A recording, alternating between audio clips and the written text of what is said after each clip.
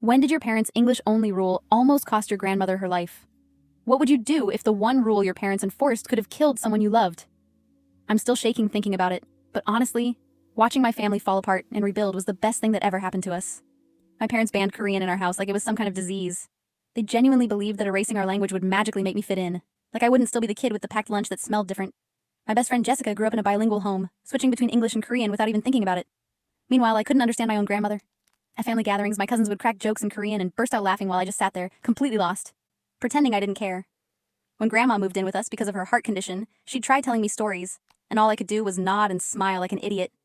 Mom would lecture me constantly about assimilation. She'd pull out old photos and say, "Look what we survived. People mocked our accents, treated us like we didn't belong. Your father's a dentist now. I work at the hospital. We sacrificed everything so you could have opportunities." I'd try arguing that plenty of successful people speak multiple languages, but she'd just shake her head. They went nuclear and blocked every Korean streaming site on our Wi-Fi. They even called Jessica's mom to confirm their house was Korean-free before allowing me to visit. Jessica's mom had to lie through her teeth, promising they only spoke English. Everyone thought my parents were losing it, and honestly, they were. But Jessica wasn't about to let me suffer alone. With her mom's blessing, I started going to their place every Tuesday and Thursday for study group. My parents bragged to relatives about how dedicated I was, choosing academics over immigrant stuff. They had no idea I was learning Korean.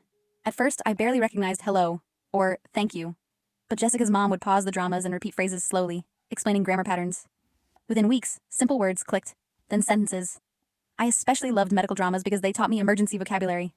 For 2 hours, twice a week, I secretly connected with my heritage.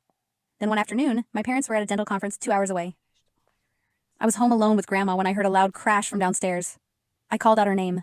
Nothing. I sprinted down and found her collapsed on the kitchen floor, her face drooping on one side. She tried speaking, but only Korean came out. Her words were slurred, desperate. I caught fragments from the medical shows: help, medicine, heart, chest. My brain kicked into overdrive.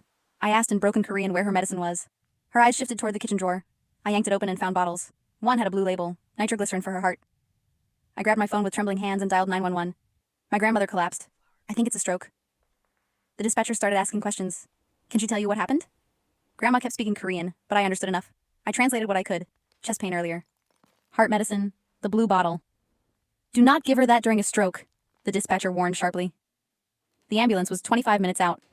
I stayed on the floor with Grandma, speaking my broken Korean, translating her responses to the dispatcher. Those minutes dragged like years. When paramedics finally arrived, one was Korean American. I told him everything she'd said about her symptoms. He looked stunned. You speak Korean? I admitted I'd learned from TV shows.